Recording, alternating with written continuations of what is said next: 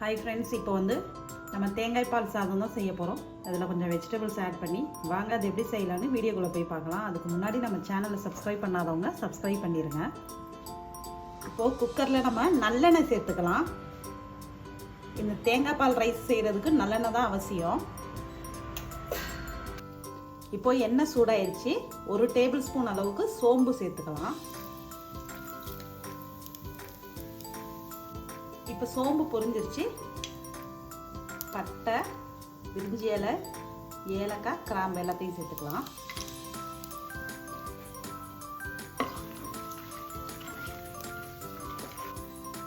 ஒரு பெரிய வெங்காயம் கட் பண்ணி வச்சிருக்கேன், இதை சேர்த்துக்கிறேன்.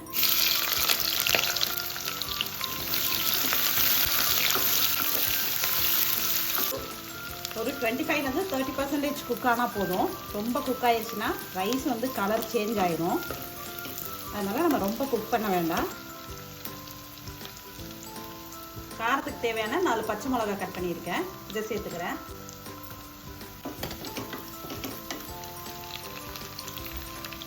ஓகே, வெங்காயமும் பச்சை மிளகாவும் ரெடி ஆயிடுச்சு. இஞ்சி பூண்டு 1 டேபிள் ஸ்பூன் சேர்த்துக்கலாம்.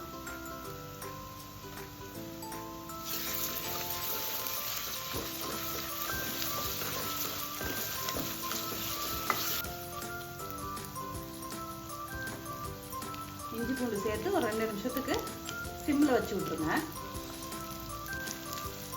இப்போ 2 நிமிஷத்துக்கு அப்புறம் கருவேப்பிலை ஒரு கொத்து சேர்த்துக்கலாம்.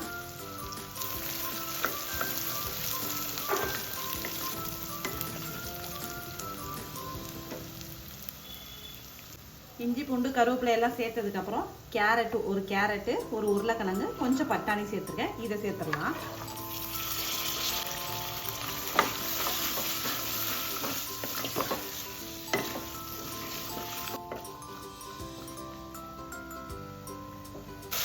காய்கறியெல்லாம் மிக்ஸ் பண்ணி விட்டுட்டு இப்போ நம்ம அரிசி சேர்த்துடலாம். சிம்மில் வச்சு அப்படியே மிக்ஸ் பண்ணி விட்டுட்டு அப்புறமா நம்ம ரைஸ் சேர்த்துடலாம்.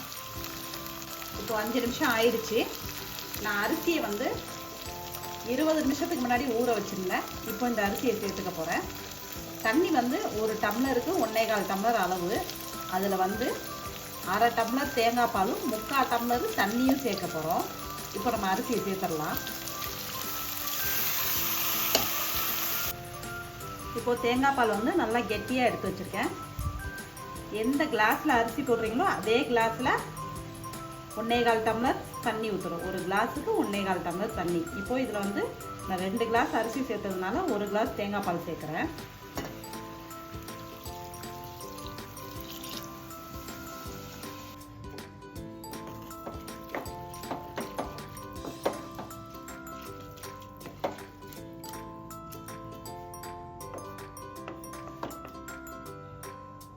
இப்போ தண்ணி சேர்த்துக்கிறேன். தேவையான அளவுக்கு உப்பு சேர்த்துக்கிறேன். கொத்தமல்லி இலை கொஞ்சம் போட்டுக்கிறேன்.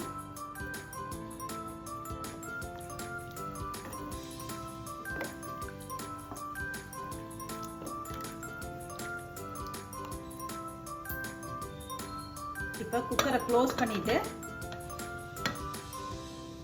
2 விசில் விட்டுருவோம் ஹை ஃப்ளேமில் வச்சு.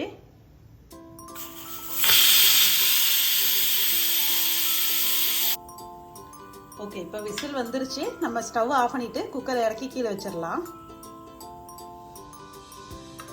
இப்போ ஓப்பன் பண்ணி பார்க்கலாம். ப்ரெஷர் போயிடுச்சு.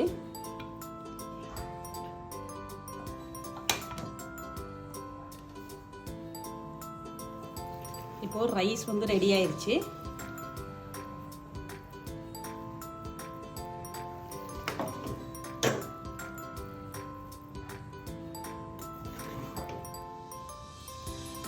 எவ்வளோ உதிரி உதிரியாக இருக்குன்னு பாருங்கள்.